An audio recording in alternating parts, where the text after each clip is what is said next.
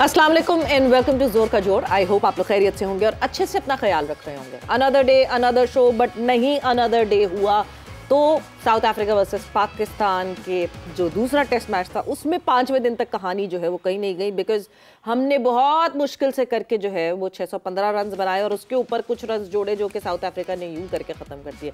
Match awareness, game awareness, बहुत सारे issues सामने आए, उस हवाले से बात करेंगे। साथ ही साथ साइमा अयूब के हवाले से तो हमने डिटेल में डिस्कशन ज़रूर किए, मगर अब यूके पहुंचने के बाद अजहर महमूद के साथ क्या होना है, कल डॉक्टर से मुलाकात है, क्या फर्दर ऑन होगा उसके हवाले से बात करेंगे। मैं हूँ सवेरा पाशा और मेरे साथ मौजूद है हाफिज़ मोहम्मद इमरान। और बिल्कुल सवेरा, जैसे आपने साइम का जिक्र किया, पाकिस्तान की क्रिकेट के लिए इस वक्त जो सबसे बड़ा धचका पाकिस्तान को लगा अपनी चैंपियंस ट्रॉफी की तैयारियों के हवाले से, तो वो साइम अयूब का इंजर्ड होना है। साथ ही साथ अगर हम इंडिया को देखते हैं तो वहाँ पर जसप्रीत बुमराह के बारे में ये इत्तलात हैं। तो ये दो कोई मुवाजना तो नहीं है, लेकिन दोनों ऐसे क्रिकेटर्स हैं जो अपनी अपनी टीम के हवाले से बहुत ज़्यादा अहमियत रखते हैं। और अगर पाकिस्तान को साइम अयूब की खिदमत हासिल नहीं होती हैं और इंडिया को जसप्रीत बुमराह की खिदमत हासिल नहीं होती, तो दो अहम खिलाड़ियों से दोनों बेहतरीन टीमें चैंपियंस ट्रॉफी में महरूम रह जाएंगी। बिल्कुल। और चैंपियंस ट्रॉफी का जो टीम्स का फर्स्ट प्लान है, उस फर्स्ट प्लान से मूव ऑन करके जो है प्लान बी पे जाना पड़ेगा। सो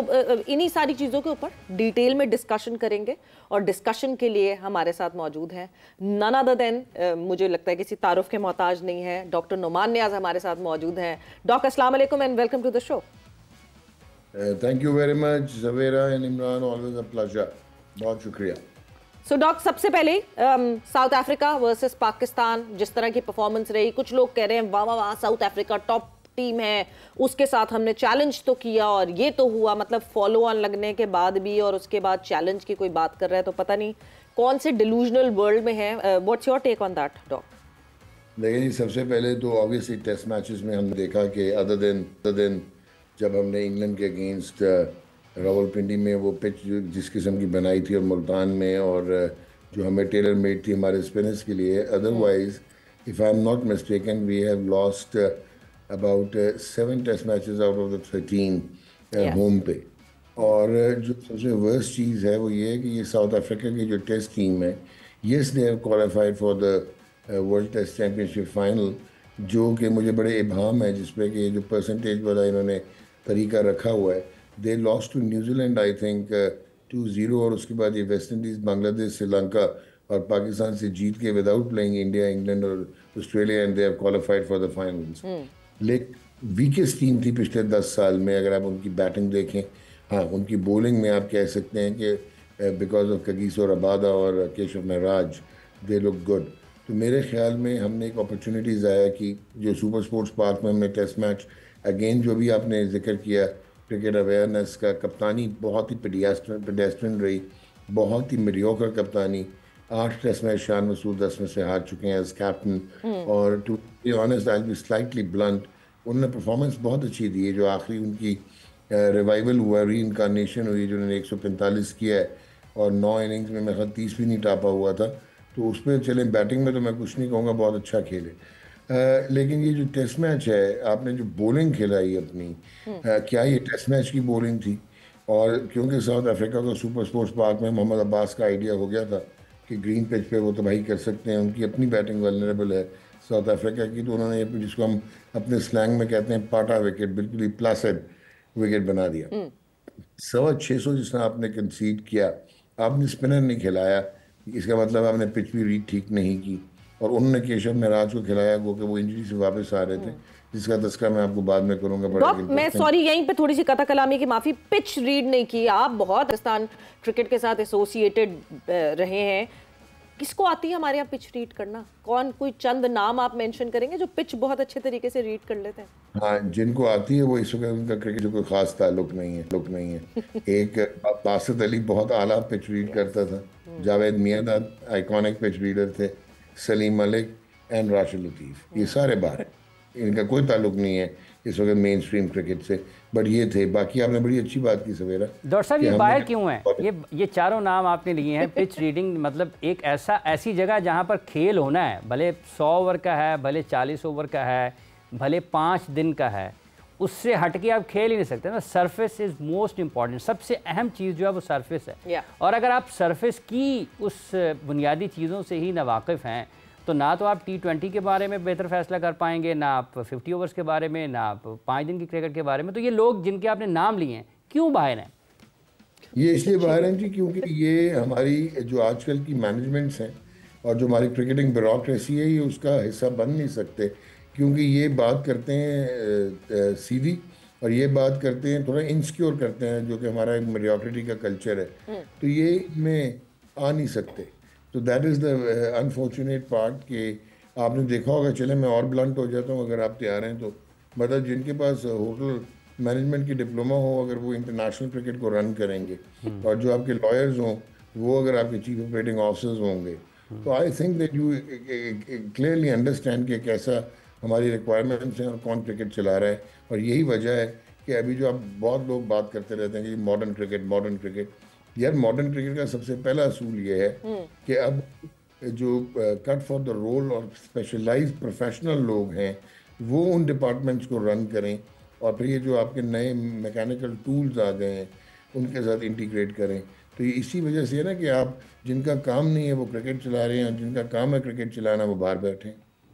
हाँ, तो right man for the right job तो कभी भी नहीं होता पाकिस्तान क्रिकेट में, हम हमेशा यही बात करते हैं। But coming back to the game awareness, और जिस तरह हम इस मैच की बात कर रहे थे, डॉक ऐसा क्या हुआ कल अचानक से खेलते खेलते टी के बाद सलमान अली आगा, रिजवान को अचानक से कुछ उनको लगा कि अब तेज खेलते हैं हम, जबकि अभी वो रिक्वायरमेंट नहीं थी तेज खेलने की। एटलीस्ट कोई 100-150 लगा देते बोर्ड पे, उसके बाद कहते चलो जी अब तेज खेलते हैं। क्या हुआ चाय पीने के बाद अचानक से ये चाय के बाद जो जोश आया, व्हाई वाज दैट रिक्वायर्ड? नहीं सवेरा, इसको थोड़ा सा आप उसना देखो, एक तो 615 रन जब बोर्ड पे लग जाएं तो वो जितना मर्जी सीधा विकेट था वो आपका हो गया, एक आपका रन्स का प्रेशर होता है। yes. फिर अनफॉर्चुनेटली पहली इनिंग्स में भी मैं कहूँगा कि बाबर आजम गो के उन्होंने 50 किया, और सेकेंडली अगर आप देखें मोहम्मद रिजवान, उन लोग की जो मेथड ऑफ डिसमिसल थे, जिसमें वो शॉट खेल के आउट हुए, that did not sync with their experience and requirement जो कि उधर आपको चाहिए थी। एक तो ये बहुत बड़ा इंपॉर्टेंट पार्ट था। सेकेंडली अगर आप देखें साइम अयूब का ना होना, और आपके पास जो है आपको एक मेक शिफ्ट ओपनर बाबर के साथ जाना पड़ा टेस्ट मैचेस में, और ये 145 से पहले शान मसूद का, you will be shock to know कि 73 टेस्ट इनिंग्स में 66 इनिंग्स में वो विकेट के पीछे आउट हुए हैं एलबीडब्ल्यू बोल्ड, या वो विकेट के पीछे आउट हुए हैं। जिसमें उनकी टेक्निकल फ्लॉज हैं हाई बाउंसी पिचेस में, जो कहते हैं कि आप ये हॉरिजॉन्टल बॉल बहुत अच्छा खेलते हैं, शॉट बहुत अच्छा खेलते हैं। सो आप वेल इक्विप्ड थे नहीं। कमरान गुलाम बहुत ठीक है कि डेब्यू पे 100 किया, बड़े एक्सपीरियंस के साथ आया है, लेकिन again his technique and method is not suited to high bouncy wickets. So आपके बैट्समैन की वो कैलिबर और वो क्वालिटी आपको नज़र नहीं आई। बाबर, अब आपको पता ही है कि बहुत फ़र्क अभी भी लगे, 4 इनिंग में 350 किए, लेकिन at the end of the day he is not at his best, जो हमें पता है कि जितना वो कर सकते हैं। तो वो जो आप 194 पे आउट हुए, वो आपने कोई प्लानिंग नहीं की हुई थी, इम्पैक्चुअस खेले। आपको पहले फॉलो ऑन को देखना चाहिए था कि यार हम 300 सवा 300 तक लेके जाएंगे। सो आपकी कोई गेम अवेयरनेस नहीं थी, सेविनेस नहीं थी, और उनकी बॉलिंग, मैंने आपको कहा ना कि उनकी bowling was not bad, Marco Jansen and Kagiso Rabada. अच्छा, यहाँ पे आपको एक इम्पॉर्टेंट बात बताऊँ कि ब्लंडर हुआ है जो है आपके, वो ठीक है कि 7 सक्सेसिव टेस्ट मैच जीत चुके हैं तांबा बगूमा, लेकिन कप्तानी उनकी बहुत फारिग थी। मतलब ये कप्तानी कमाल थी इस टेस्ट मैच में दोनों तरफ से, दोनों तरफ से। और उनकी इतनी फारिग थी कि यार 56 ओवर आपने फास्ट बॉलर से करा दिए, 421 की लीड हो गई, आपने फॉलो ऑन क्यों देना है? यहाँ तो कि वेदर फोरकास्ट होता ना कि बारिश शारिश होनी है, उसमें आपने देखा होगा कि उस इवनिंग में वो बिल्कुल रह गए थे। इवन रबाड़ा एक वाई थे, थोड़ा जोर लगाने की कोशिश कर रहे थे नए गेंद से। देन केशव महराज जो इंजरी से आए, आपने नोट किया है समेरा, ये शायद बहुत कम लोगों ने देखा हो कि वो basically is one of the finest slow left arm Orthodox, 200 out होने वाले हैं उनके। कि कल रिलीज स्पीड की जो एवरेज थी that was 76 kilometre per hour, जो कि हैरान कौन है इस पिच पे जहाँ पे आपको जोर से मारना और तेज रिलीज करनी है। सो 18+ होनी चाहिए थी। फिर उनकी जो बाउंस हो रहा था जो पढ़ के, दैट वाज अराउंड 56.54, जो कि 60 से ऊपर होना चाहिए था। और जो पॉइंट ऑफ इम्पैक्ट पे लग रहा था तो वो 52 किलोमीटर पे रह रही थी। डॉक्टर मेरा ख्याल से बबूमा ने जो है वो 615 के बाद ये सोचा कि हम एक ही दफा बैटिंग करते हैं, जरूरत क्या है फिर से बैटिंग करने की, क्योंकि पाकिस्तान की टीम ने कुछ ज्यादा इंप्रेस तो किया हुआ नहीं था पिछले टेस्ट मैच में। नहीं, लेकिन सवेरा और इमरान देखें, बड़ी सीधी सी बात है कि वो पुराने ज़माने में फॉलो ऑन होते थे, आपने देखा होगा कि अब शार्दुल नादिर कोई कप्तान फॉलो ऑन देता है। हाँ। और उसका रीज़न ये है कि अब जो आपका वर्कलोड है आपके बॉलर्स पे, जो 4 ओवरों की क्रिकेट और 10 ओवरों की क्रिकेट और फ्रेंचाइज और लीग क्रिकेट, अब ये उस तरह कोटनी वॉल्श या वसीम अकरम या वकार यूनुस और ये उस तरह के गटली एम्ब्रोज की तरह लंबे गेंद नहीं कर सकते। सो ये 3 सेशन में आपके पास तो वैसे ही पहले दिन भी 3 सेशन वाले बॉलर्स नहीं थे, चाहे वो खुरम शहजाद है, वो तीसरे सेशन तक पहुंचता ही नहीं है, आपने देखा होगा। एक अब्बास था। अच्छा डॉक्टर साहब, कथा कलामी की बात चाहूँगा, जैसे आपने दुनिया के अजीम फास्ट बॉलर्स के नाम लिए हैं कि ये वर्कलोड किया, लेकिन अगर आप नंबर ऑफ़ बॉल्स को देखते हैं जो पाकिस्तान के अजीम फास्ट बॉलर्स गुजरे हैं, जिसमें वसीम अकरम हैं, वक़ार यूनुस हैं, इमरान खान हैं, शुएब अख्तर हैं। मतलब शुएब अख्तर तो सबसे, क्योंकि वो हाई क्लास पेस के साथ हमेशा बहुत गेंदबाजी करते थे। अगर हम इंटरनेशनल क्रिकेट में उनके नंबर ऑफ़ बॉल्स को देखते हैं तो वो तो इन क्रिकेटर से तो बहुत बेहतर नज़र आते हैं कि जितने बॉल्स उन्होंने किए हैं। तो क्या वर्कलोड या ये फिर इसको कैसे जस्टिफाई करेंगे हम आज अगर ये कहते हैं कि ये दलील है?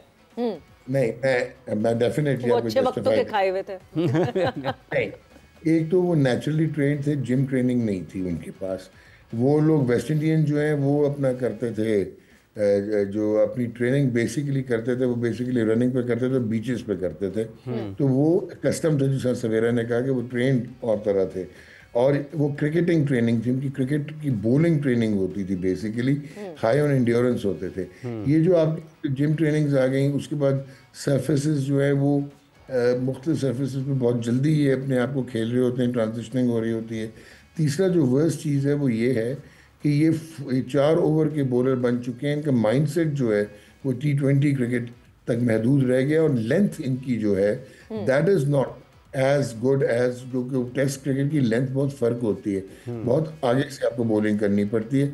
नसीम शाह में किसी चीज़ की कमी नहीं है, सिर्फ उनकी लेंथ जो है वो आधा इंच आगे होनी है, and he can be a devastating five day cricket bowler.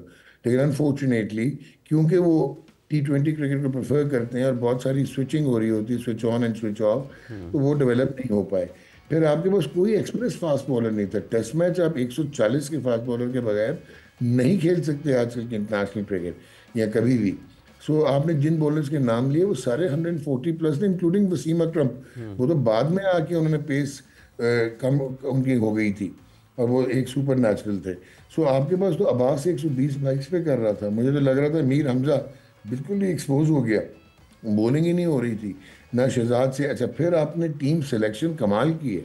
Aamir Jamal, मैं आप अल्लाह कहता हूँ वो बॉलिंग फिट नहीं है। है भी बॉलिंग फिट वो 8 ओवर ना करता, आपने उसको बैटिंग डेप्थ के लिए डाल लिया, और उसके बाद आपने इस टेस्ट मैच में पहले इनिंग में उसको 12 ओवर करा दिए। उसकी लेंथ देखें आप, पीछे मार रहा था, वो उधर कर ही नहीं रहा था। जब हमने ऑस्ट्रेलिया में उसको देखा था कि बैक इंजरी के बाद इस bowling has been a suspect.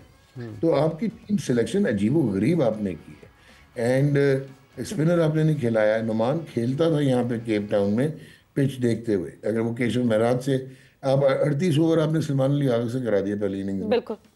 अच्छा, सो मतलब बहुत सारे ब्लंडर्स आपने किए हैं आपके। मतलब अनफॉर्चुनेटली ऐसे लग रहा है कि जिसमें आप T20 क्रिकेट में इरेलेवेंट लगते हैं, वनडे में आपने 3-0 जीता है साउथ अफ्रीका से, अच्छे लड़के लग रहे आ गए हैं, साइम वगैरह की परफॉर्मेंस बहुत ही ब्रिलियंट थी, लेकिन टेस्ट मैचेस में भी अभी आप इरेलेवेंट हैं, काफ़ी इरेलेवेंट। अच्छा डॉक्टर साहब, ये जो प्लेइंग 11 की आपने बात की, हम रावलपिंडी में खेले, हमने कोई स्पिनर नहीं खिलाया, हम साउथ अफ्रीका में खेल रहे हैं, हम कोई स्पिनर नहीं खिला रहे हैं, तो ये पाकिस्तान में हो या आप जनूबी अफ्रीका में हो, ये टीम सिलेक्शन प्लेइंग 11 का इंतखाब, हतमी खिलाड़ियों का 11 का इंतखाब, ये मसला क्यों है आपके ख्याल में? स्पिनर से क्या प्रॉब्लम है हमारी मैनेजमेंट को? देखें, एक तो ना हमने प्री कंसीव्ड माइंडसेट्स बना लिए हुए हैं। अगर आपको याद हो कि अजहर महमूद ने शायद कहा था we do not have quality spinners, जब आप आए और फिर आपने मुल्तान में वो पंखे लगा के पिच बनाई और आप नुमान अली को और साजिद खान को लेके आए और उन्होंने कमाल ही कर दिया, लंबी करके आपको टेस्ट मैच जिता दिए। तो एक तो परसेप्शंस हैं, दूसरा ये क्वालिटी ऑफ बॉलर्स हमारी, क्योंकि फर्स्ट क्लास क्रिकेट बिल्कुल फारिग हो चुकी है और हम जितना अभी मतलब आपको पता लगा कि कायद-ए-आज़म ट्रॉफी हुई है, सियालकोट जीता और क्या क्वालिटी थी और कैसे था, वो ऐसे लगता है हम रन थ्रू द मोशंस करने की कोशिश करते हैं। तो आपकी क्वालिटी ऑफ प्लेयर्स अब मॉडर्न क्रिकेट के साथ सिंक नहीं करते, ये हमें मान लेना चाहिए।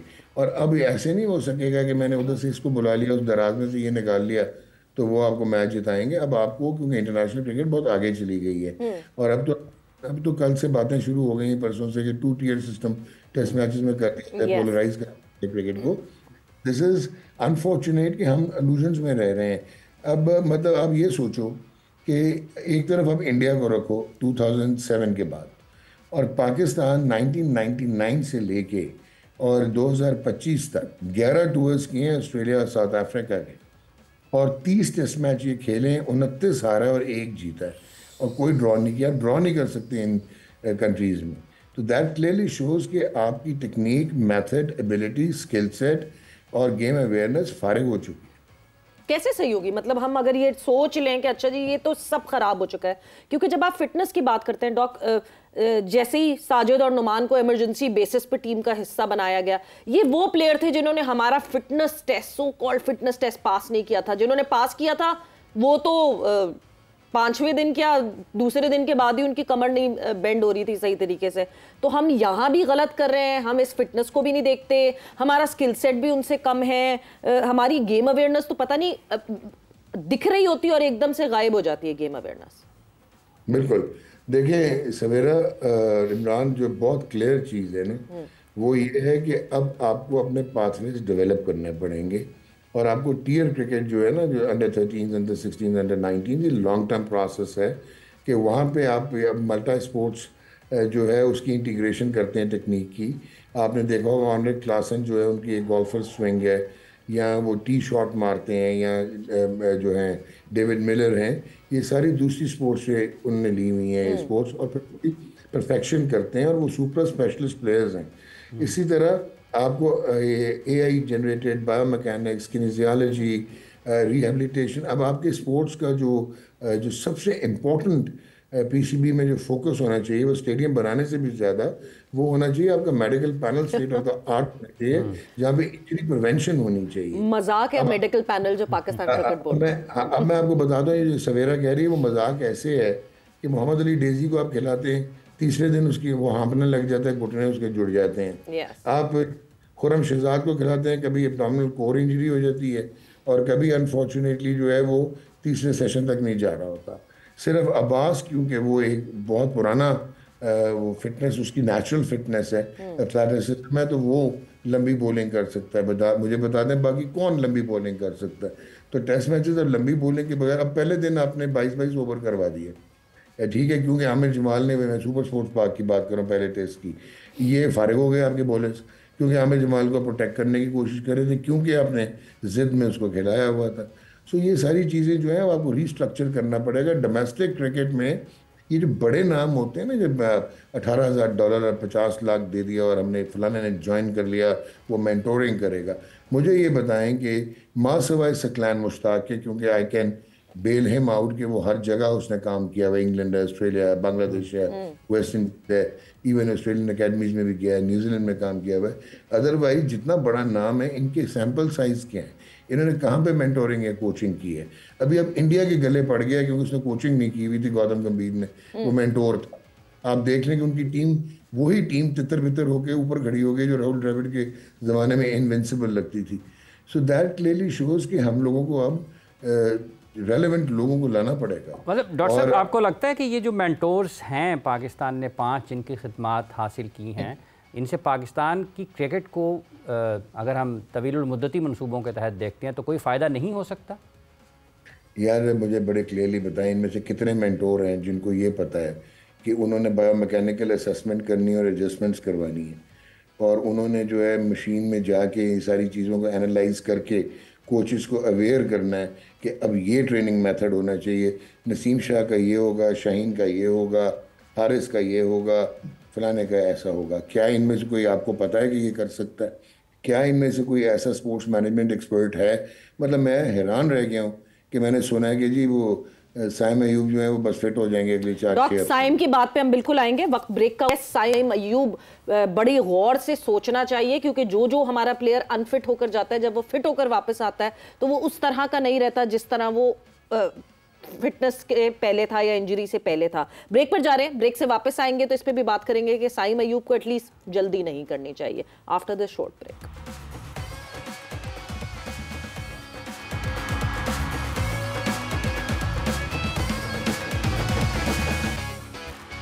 And welcome back to जोर का जोड़ in conversation with Dr. Numan नियाज। और Pakistan versus south Africa versus Pakistan के हवाले से हमारी डिस्कशन हुई, बट उस पूरे टाइम फ्रेम में एक बहुत बड़ा लॉस, हाँ सीरीज तो हमारे ये लॉस जरूर हुआ, मगर एक बहुत बड़ा loss, that is Saim Ayub. Saim Ayub की इंजरी के हवाले से डॉक आपकी तरफ वापस आएंगे। और साइम अयूब की इंजरी जिस तरह अभी इस वक्त बताई जा रही है, officially it is set to be 6 weeks और 6 वीक, मगर कल उनके डॉक्टर से मुलाकात होगी और उसके बाद एक फाइनल कंफर्मेशन आएगी।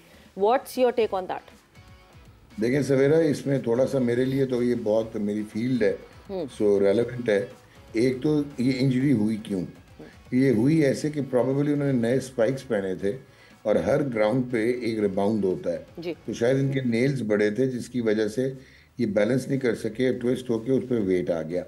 अच्छा, अब आपने जब एंकल इंजरी की बात की, ये 6 हफ्ते तो मुझे समझ नहीं आ रहा कि शायद गला ख़राब है या फ्लू है तो एंटीबायोटिक दे के ये ठीक कर लेंगे, क्योंकि 2 किस्म की इंजरीज तो बहुत किस्म की होती हैं, जिसमें लिगामेंट होता है, जिसमें बोन इन्वॉल्व हो, अगर फ्रैक्चर हो वो होता है, टेंडन इन्वॉल्व हो वो होता है। एंकल एक मोबाइल और हाइपर मोबाइल जॉइंट है, जिस पे आपको ये समझने की ज़रूरत है कि आपका जो बॉडी वेट होता है उसका 4 to 6 टाइम्स नी लेता है, यानी 4 टाइम्स अगर आप चल रहे हो, 6 टाइम्स अगर आप एलिवेशन पे जा रहे हो और 10 टाइम्स अगर आप भाग रहे हो, तो बॉडी वेट नीज पे डिस्ट्रीब्यूट होता है और वो इक्वली दोनों एंकल्स जो हैं वो फिर आपको बैलेंस करते हैं और वेट डिस्ट्रीब्यूशन करते हैं। और ये बहुत ही टैलेंटेड और बहुत ही ब्रिलियंट किस्म का बैट्समैन है, यंग है, एस्टैब्लिश हो चुका है, इसका फ्यूचर है और ये पाकिस्तान का नहीं बल्कि ये एक बहुत अच्छा क्रिकेटर, बहुत ऊंचा क्रिकेटर बन सकता है।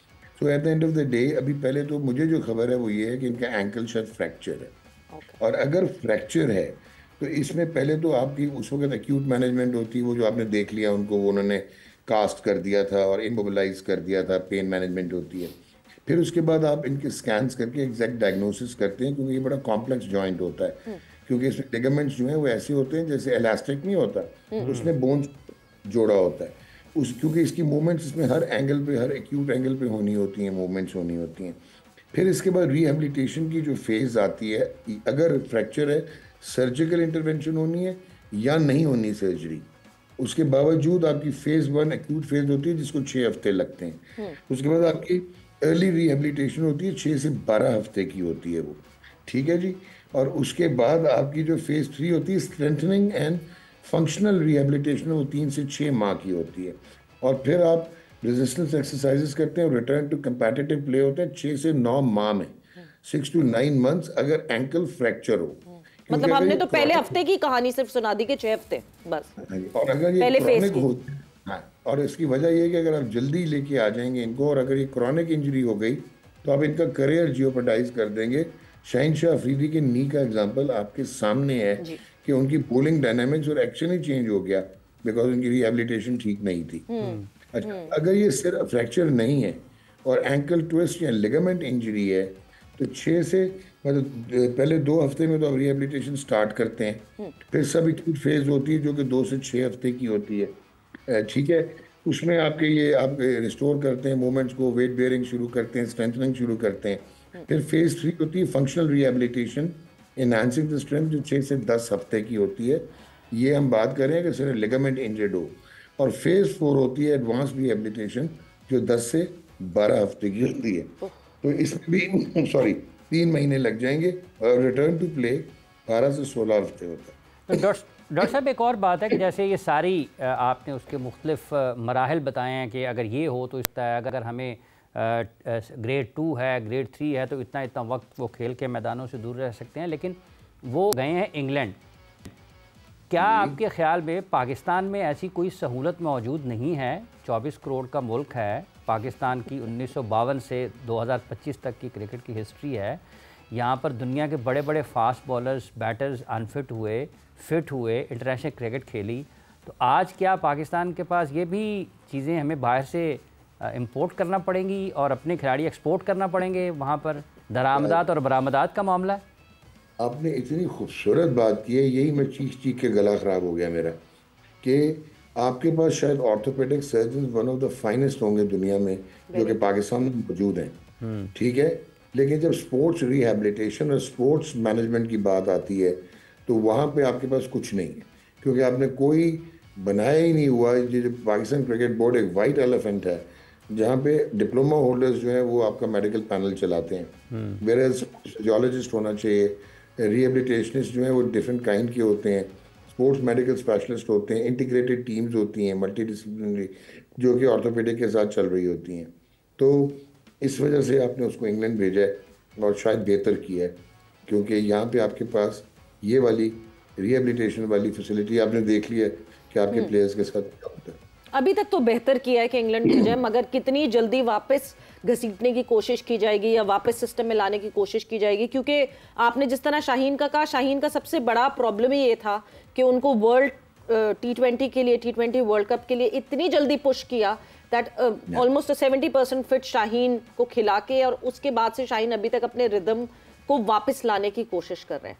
हमारे पास बहुत सारी, हाँ जी, आपने भी रिदम की बात की, इसमें मैं ऐड कर दूं शाहीन का केस ऑफ सेल्फ इन्फेक्शन बन गया कि वो अपने नी को थोड़ा बाहर निकालता है, उसकी अंदर आने वाली गेंद जो है वो ख़त्म हो गई, क्योंकि उसने नी को प्रोटेक्ट करने के चक्कर में, वेट बेयरिंग के चक्कर में, और उसने हाइपरप्रोफाइल कर लिया अपने आर्म्स को, क्योंकि उसकी लेग्स लंबी हैं, वो बैलेंस नहीं है, तो उसकी लीवर को वो सपोर्ट करने की कोशिश करता है, तो वो पॉइंट ऑफ इम्पैक्ट पे जिस वजह उसका फुट प्लांट होता है, उसकी बॉडी जो है वो एंगल्ड होती है, जिसकी वजह से गेंद अंदर नहीं आता, रिस्ट लॉकिंग उस तरह नहीं होती। तो ये फर्क आते हैं जब आप प्रॉपर्ली रिहैबिलिटेट ना हो।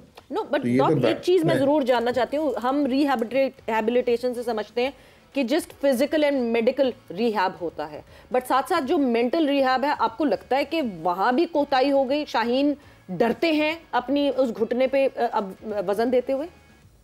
देखें, एक तो अनफॉर्चुनेटली जिस तरह के हमारे इनसिक्योर सिस्टम्स हैं कि शाहीन या बाबर या कोई भी सिक्योर नहीं होती उसकी पोजीशन, रिगार्डलेस वो कितना बड़ा जॉइंट क्यों ना हो, क्योंकि हमारे यहाँ अदर देन मेरिट बहुत कुछ और भी चल रहा होता है, जहाँ पे हमने प्लेयर पावर को कैसे तोड़ना है, मैनेजमेंट ने कैसे करना है। हाँ, सो अनफॉर्चुनेटली एक तो वो प्रेशर, फिर आपने कांस्टेंट जो खेलने का एक प्रेशर है वो साइकोलॉजिकल, आपके ये स्पोर्ट्स साइकोलॉजिस्ट क्यों होते हैं? मतलब one fine morning Michael Clarke उठता है और कहता है मैं नहीं यार, बस दैट्स इट, अब मैं नहीं खेलूँ। कुमार संगकारा कहता है नहीं यार अब मैं थक गया, मैं नहीं खेलूँगा। ब्रायन लारा कहता है मेरा दिल नहीं लग रहा। ये क्या है? ये फिनोमिनल मॉड्यूल्स हैं जहाँ पे मेंटली सैचुरेट हो जाते हैं। अभी विराट कोहली जैसा बंदा, उसकी आप हालत देखें कि वो 8 में से 7 दफ़ा स्लिप और कॉट बिहाइंड हो गया, और वो टेक्निकल अपना ही उसका जो बेस्ट स्टांस होता था डायनामिक और स्टैटिक बैलेंस का, वो ख़त्म करके उसने बैट एक्टिवेट किया हुआ है और वो खेलने चले जाता है और वो स्लिप मार देता है। Virat Kohli an icon, so that is his internal problem, not the external problem, that's here. यही बाबर के साथ हुआ कि ये वही बाबर आजम था ना जो ऐसे फ्लैम्बॉयंटली खेलता था। जब एक्सटर्नल फोकस हटा, internal problem not the external problem. और ये इंटरनल प्रॉब्लम क्या करती है, जब आप डीफोकस होते हैं तो आपका हैंड आई कोऑर्डिनेशन आपका जो है वो सही नहीं रहता, और जिसकी वजह से आप फिर टेक्निकल ब्रीचेस आना शुरू हो जाते हैं आप में, जो कि आपके नहीं होते। तो ये चीज़ें सारी आई होप कि साइम को ख़राब ना करें। ये 6 हफ्ते की कहानी नहीं है, ये लंबी कहानी है। अच्छा डॉक्टर साहब, जब हम शुरू में जिक्र कर रहे थे शान मसूद की कप्तानी का, और जब उनका सेंट्रल कॉन्ट्रैक्ट का ऐलान किया पाकिस्तान क्रिकेट बोर्ड ने, तो आगे लिख दिया गया कि अगर ये कप्तान होंगे तो पाकिस्तान टीम के सेंट्रल कॉन्ट्रैक्ट का हिस्सा रहेंगे। आपको लगता है कि ये 145 रन की इनिंग्स ने उन्हें कुछ एक उनके लिए उनकी ज़ाती हैसियत में ताज़ा हवा का झोंका साबित हुई है, या फिर उनके कॉन्ट्रैक्ट बचा लिया? अंधेरे हैं आगे वेस्ट इंडीज़ की सीरीज़ के लिए? आप दोनों बहुत शरारती हैं, आप ऐसे सवाल करते हैं। एक तो हम 100% श्योर कि वो जो लिस्ट आई थी ना, वो उनकी इंटरनल लिस्ट थी जो कि पब्लिक नहीं होनी थी, वो जो सेंट्रल कॉन्ट्रैक्ट की, क्योंकि नुमान के आगे लिखा हुआ था सब्जेक्ट टू फिटनेस, इसके आगे लिखा हुआ था सब्जेक्ट टू कैप्टनसी। अच्छा, अब इंटरेस्टिंग चीज़ ये है कि मैं समझता हूँ कि सेकेंड इनिंग्स में जो 205 की पार्टनरशिप हुई और बुनियाद हिली आपकी, आप बहुत स्ट्रांग हो गए थे और 478 सेकेंड इनिंग में करना बड़ी बात है। वहाँ पे बाबर ने बड़ा इररिस्पॉन्सिबल शॉट खेल के आउट हुआ। वाई? इतनी फ्लैट पिच थी, ना गेंद सीम हो रहा था, ना स्विंग हो रहा था, ना महराज से गेंद गिर रहा था। हाँ। और वहां पे जैसे बैट्समैन को 81 नहीं 181 करना चाहिए था और रिस्पॉन्सिबिलिटी टाइम गुजार के अगले दिन आता। शान को बेनिफिट हुआ, लो बाउंस था और जहां पे ना गेंद हिला ना कुछ, उसने रन्स किए हैं। He is back in form. But Shan Masood as a test match batsman and Shan Masood as a test match captain, वो डिफरेंट चीजें हैं। Shan is a failed captain, let us be very very clear. बहुत अच्छा है, बहुत एजुकेटेड है, बड़ा अच्छा बोलता है, जो भी है एक्सप्रेशन अच्छा है, सेल्फिश नहीं है, टीम के लिए खेलना चाहता है, पर टैक्टिकली एंड स्ट्रेटेजिकली उसकी कैप्टनसी मेरी समझ से बाहर। और अगर मेरी समझ से बाहर है तो मैं तो यार बहुत थोड़ी क्रिकेट खेला हूँ, तो आप खुद सोच लो कि वो क्या कप्तानी होगी जो क्लब लेवल पे भी नहीं होती। सो आई पर्सनली फील कप्तानी से हटना जो है वो शायद अब ज़रूरी हो जाएगा। 10 में से 8 टेस्ट मैच अगर आप हार चुके हैं और आप एक्सपोज हो चुके हैं as a captain, but as a batsman शायद उनको आप एक लाइफ लाइन दे दें, क्योंकि अब साइन हो गया और लेट्स सी। अच्छा डॉक्टर साहब, एक और बड़ी ये अफसोसनाक है, दिलचस्प तो नहीं है, क्योंकि जब हम बात कप्तानी के हवाले से करते हैं, यही वो बातें थी कि बर वक्त फैसले नहीं करते, गेंदबाजों का अच्छा इस्तेमाल नहीं करते, फील्डर्स आपने अच्छे लगाए नहीं होते हैं। ये इससे पहले बाबर के बारे में भी होती रही हैं, रिजवान के बारे में भी इस दौरे पे ऑस्ट्रेलिया से लेकर साउथ अफ्रीका, जिम्बाब्वे, उनके बारे में भी हुई हैं। तो ये किस चीज़ की कमी है पाकिस्तान के खिलाड़ियों में जो कप्तानी करते हैं कि इनको पता ही नहीं चलता? देखिए, एक चीज़ तो मैं क्लियर कर दूं, आपने 3 नाम लिए, उनमें रिजवान इज द बेस्ट इस वक्त। इन 3 नामों में मैं कह रहा हूँ, ये नहीं मैं कह रहा कि पाकिस्तान में कहीं बेस्ट हो गया। आपका प्रॉब्लम ये है कि आप बाबर आजम का कोई एक्सपीरियंस नहीं था, इवन क्लब लेवल की कप्तानी का। अंडर 19 किया हुआ था शायद पाकिस्तान अंडर 19, आपने उसको क्रॉस ऑल 3 फॉर्मेट्स कप्तान बना दिया, नंबर 1। सो आप अप्रेंटिस नहीं डेवलप करते, आप डोमेस्टिक टीम्स में कप्तान डेवलप नहीं करते, आप रिस्पॉन्सिबिलिटी नहीं देते, आप गेम अवेयरनेस उनकी स्किल सेट को के अलावा गेम अवेयरनेस को डेवलप नहीं करते। सो that is important and integral. आप देखोगे कि जो माइकल एथरटन था वो अंडर 19 में फ्यूचर इंग्लैंड कैप्टन था, जो केन विलियमसन था वो अंडर 19 में कप्तान था कि वो फ्यूचर न्यूजीलैंड कैप्टन होएगा, क्योंकि वो डेवलप करते हैं कप्तानों को। कप्तानी एक स्पेशलाइज्ड जॉब है, उसमें 2 हिस्से होते हैं, एक लीडरशिप होती है जिसमें एडमिनिस्ट्रेशन और मैन मैनेजमेंट आती है, और एक टेक्निकल और स्ट्रैटेजिक जो है वो अवेयरनेस होती है। सो आपने कप्तान डेवलप नहीं किए। इन तीनों में रिजवान बेहतर है, ये बाकी दोनों फारे हैं। मुझे लगता है जो डेवलपमेंट का काम था ये सरफराज तक हुआ और उसके बाद फिर हम भूल गए कि हमें कैप्टन्स को डेवलप भी करना होता है। जैसे हमने चैंपियंस कप T20 में देखा कि कैप्टन कर रहे हैं Iftikhar Ahmed for a T20 side, captain कर रहे हैं Imamul Haq for a T20 side, captain कर रहे हैं उमर अमीन फॉर अ T20 साइड, जिनका आगे हमें पाकिस्तान में T20 में फ्यूचर भी नहीं दिखता। But doc, coming back to that discussion, obviously Shan on paper press conferences में इतनी गेम अवेयरनेस दिखाते हैं जो game awareness as a captain field पे नहीं दिखती। बट साइम अयूब, यस, साइम अयूब की जो अब मौजूदगी नहीं होगी, अदम मौजूदगी में चैंपियंस ट्रॉफी एक इवेंट जो कि हमारी घर, और जिस तरह साइम अयूब ने ओपनिंग पे स्पार्क दिखाया था, जिस तरह बैटिंग की थी, who would be your next choice for the ODI format? देखिए, ये बहुत बड़ा सेटबैक है सब का ना होना। Not only that he was in the runs, his attitude, and he's probably the only one जो modern cricket खेल रहा है। True. और जिसमें एक सेल्फ बिलीफ है। I think Fakhar Zaman has to come, और शायद बाबर को ओपन करना पड़ेगा विद फखर जमान। अब्दुल्ला शफीक को अभी बहुत मैं ये कहूँ कि वनडेज और T20 से तो बहुत दूर रखें, क्योंकि इस confidence is at the lowest एब। लेकिन शायद हम ये सोचेंगे नहीं, क्योंकि हमने ये जो शाहीन्स की अनाउंसमेंट की है उसमें इमाम को कप्तान कर दिया कि इमाम को ले आएंगे अगर अवेलेबल नहीं है Saim for the 2 test matches against West Indies. But I feel कि अब्दुल्ला शफीक को टेस्ट मैच खिलाने चाहिए, आप ऐसे डिस्कार्ड नहीं कर सकते। ठीक है कि वो बिल्कुल फारिग हुआ है, ना उसका सेल्फ बिलीफ है ना कॉन्फिडेंस है, टेक्निकल ब्रीचेस आए हुए हैं, रन्स नहीं कर पाया, बैक 3-0 कर दिए इन वनडे में, but you can not discard him, give him an another opportunity. ताकि वो थोड़ा सा रिहेबिलिटेट हो। आई पर्सनली फील कि आपको फ़खर जमान और बाबर के साथ ओपन करना पड़ेगा, और शायद लोगों को नहीं समझ आएगी, बट मैं साउथ शकील को वनडे टीम में डालूंगा।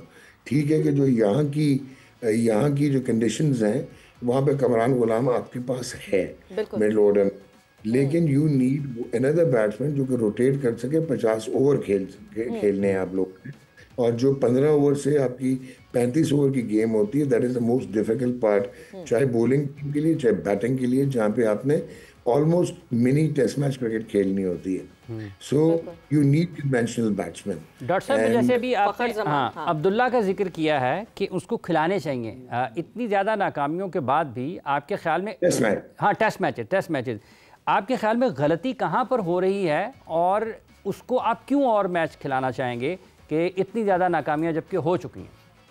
एक क्या उसकी टेस्ट मैचेस में इतनी नाकामियाँ थी, अभी उसने 100 किया था इंग्लैंड के अगेंस्ट मुल्तान में। ठीक है, प्रॉब्लम ये है कि क्या आपने एनालाइज किया कि उसके मसाइल क्या हैं। ये वही लड़का ना जो फास्टेस्ट 1000 करने जा रहा था जब इसने टेस्ट मैच डेब्यू किया। प्रॉब्लम ये है कि वो इतनी फर्स्ट क्लास क्रिकेट नहीं खेला हुआ था, सीधी सी बात। जब तक आप फर्स्ट क्लास क्रिकेट में रगड़ा लगा के नहीं आते, और जब आप वर्कआउट हो जाते हैं इंटरनेशनल क्रिकेट में, क्योंकि आजकल रियल टाइम डाटा यूज़ होता है, हम करें या ना करें, इंटरनेशनल टीम्स करती हैं, फिर वो मैचअप्स करती हैं, फिर वो एनालिसिस करती हैं। हमारे यहाँ तो डाटा एनालिस्ट जो है, डाटा साइंटिस्ट और स्टैटिस्टिशियन में फ़र्क नहीं पता लोगों को, जो कि इन पोजीशंस पे आ जाते हैं। सो इस पे यहाँ पे आपका फेलियर नज़र आता है, आपकी कोचिंग का, आपके इंफ्रास्ट्रक्चर का, कि वो लड़का जिसने दुनिया को आगे लगाया, फास्टेस्ट 1000 करने जा रहा है, टेस्ट डबल 100 है, उसके 4 या 500 हो गए हैं टेस्ट मैचेस में, वो अगर इस हाल में पहुँचा है तो वो क्यों पहुँचा है? ठीक है। सो मैं इसलिए कह रहा हूँ कि हमारे यहाँ ये होता है कि वेस्ट इंडीज़ के केस में इसलिए कह रहा था उसको ट्राई करना चाहिए। आई एम नॉट अगेंस्ट इमाम, वो रन्स करके आ रहा है, और इमाम शायद गलत बाहर हुआ था एक टाइम पे, पर आप उसको लेके अगर आ रहे हैं, बट इस लड़के को फिर ख़त्म हो जाएगा ये। वनडेज में वाइट बॉल में परफॉर्म नहीं किया हुआ, टेस्ट मैचेस में आप इसको रेस्ट करा देंगे, and then you will lose a stock जो कि शायद अगर थोड़ी आप उसके साथ ट्वीकिंग करें, यही जो नाम हम ले रहे थे क्रिकेटर्स के जो मेन स्ट्रीम में नहीं होते, और वेस्ट इंडीज के against we have nothing to lose. मतलब हम तो ना वर्ल्ड टेस्ट चैंपियनशिप के साइकिल में कहीं आसपास हैं, तो why not just give him another chance, और घर पे वापस कॉन्फिडेंस देना एक अलग बात होती है। बट डॉक्टर, जिस तरह आपने जिस तरह साइम की आपने बात की, आपने कहा कि आपके लिए ऑप्शन है फखर एंड बाबर और फखर आपके लिए ओपन करें। लोग क्या सोचते हैं, लोगों का क्या मानना है? साइम अयूब अगर चैंपियंस ट्रॉफी में नहीं होते तो कौन ओपन करेगा? आपको दिखाते हो, सुनाते हैं।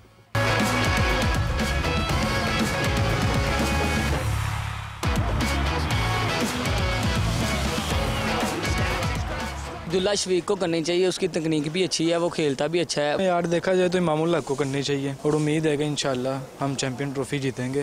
पहली चॉइस वैसे बाबर आजम ही है मेरे मुताबिक, तो वो बाबर आजम और रिजवान भी आ सकते हैं। अगर तो वो चैंपियन ट्रॉफी तक रिकवर नहीं करते तो रिजवान और बाबर की जोड़ी बड़ी अच्छी लग सकती है, और अगर इमामुल हक को भी चांस दिया जाए तो वो भी बुरा नहीं है। मेरे ख्याल से तो फखर जमान को करनी चाहिए। बाबर और फखर जमान की बहुत अच्छी जोड़ी है। अब्दुल्ला शफीक में भी उसने बड़ी इनके टैलेंट है ऐसा, क्योंकि इमामुल हक जिसने पता वो ना नहीं। सैम अयूब हमारा आपको पता है काफ़ी अच्छा ओपनर है, लेकिन अगर वो इंजर्ड रहा है चैंपियंस ट्रॉफी तक, तो उसके लिए जो हमारा जो बेहतरीन ओपनर है वो फखर जमान ही है। इमामुल हक से बेहतर अब्दुल्ला शफीक ठीक है। फिर अच्छा डॉक्टर साहब, जब हम ये एक नए ओपनिंग पेयर के साथ जाएंगे तो आप एक ख्याल ये है कि जैसे बाबर और फ़खर करें, तो फिर मिडल ऑर्डर में अगर नंबर 3 पर बाबर आते हैं तो एक स्टेबिलिटी वाला आंसर तो आता है कि बाबर अगर नंबर 3 पर आ रहे हैं तो उसकी सराउंडिंग में घूम सकते हैं हम। लेकिन अगर बाबर ओपन आते हैं तो फिर नंबर 3 पे हमें किसी और को ट्राई करने पड़ेगा, तो दो चीज़ें हिल जाएंगी अपनी जगह से। नहीं, मैंने भी आपको कहा कि इन कंडीशंस में कमरान गुलाम बहुत अच्छा होगा अगर वो 3 पे खेले। अच्छा, ही कैन स्कोर रन्स तेज। तभी मैंने साउथ का जिक्र किया कि आपको बीच में लाना पड़ेगा। ठीक है, और आपके पास फिर रिजवान भी होगा, आपके पास सलमान अली आगा भी होगा, तो आपकी कोर बन जाती है। लेकिन आपको एक ऑलराउंडर चाहिए होगा, और अगर आमिर जमाल बॉलिंग फिट नहीं है तो let's not even spoil him, वो ठीक ठाक क्रिकेटर है। तो आई डोंट नो कि मुझे अभी ये नहीं पता कि शादाब खान के क्या हालात रहे ट्रॉफी में। लेना चाहिए वैसे, उनको काफ़ी बातें सुनने को मिली डॉक्टर साहब। शादाब खान चैंपियंस ट्रॉफी के लिए सीधा ये रीज़न देखें, अभी आपने लॉजिकल अगर आप बात करें ना, अगर ये रीज़न हो, मैं ये नहीं कह रहा कि बहुत ज्यादती हो गई है कि वो बाहर हैं, ही कुड नॉट परफॉर्म, तो वो बाहर हुए थे, लेकिन वो ट्रॉफी भी खेले और वाइट बॉल भी खेले। तो अगर आमिर जमाल उस तरह फिट नहीं है, फिर शादाब आपका आना पड़ेगा, क्योंकि एक्सपीरियंस भी है, बॉलिंग भी कर लेगा। वाइट बॉल की हम बात कर रहे हैं ना, गो के वो T20s में बहुत बेहतर है एज कम्पेयर टू वनडेज। या फिर आपने लड़के खिलाए ही नहीं, ये जो अल्फाज में था या इस तरह के लड़के जिनको फिर आप खिलाते, ये जानते हुए कि आपने इनको आगे अपॉर्चुनिटी देनी, क्योंकि आपके पास एक नंबर पे प्रॉब्लम आएगा और वो ऑलराउंडर का प्रॉब्लम है। बिल्कुल, एक्सपोजर हम जाहिर सी बातें देते नहीं है, बेंच पे जो लड़के होते हैं उनको डेवलप नहीं करते, गेम टाइम उस तरह नहीं देते। But dog thank you, thanks a lot आपके टाइम का। जाते जाते आपको ये बता दूं, जो 2 लड़के खेले थे ना पाकिस्तान जिम्बाब्वे में, वो जब पाकिस्तान पहुंचे उनको डोमेस्टिक टीम ने ड्रॉप कर दिया था। ये बड़े बड़े कमाल हैं हमारे। खैर, आपके साथ एक पूरा दूसरा एक सेशन लगाना पड़ेगा जोर का जोड़ का, जहां पे हम डोमेस्टिक के हालात की बात करें, जहां चैंपियंस ट्रॉफी को, चैंपियंस कप को प्रेफरेंस दी जाती है कायदे आजम ट्रॉफी के ऊपर। खैर, इसी के साथ जोर का जोड़ का वक्त खत्म हुआ। सवेरा पाशा और हाफिज इमरान को इजाजत दीजिए। अपना बहुत ख्याल रखिएगा। टेक केयर, बाय बाय, अल्लाह हाफिज।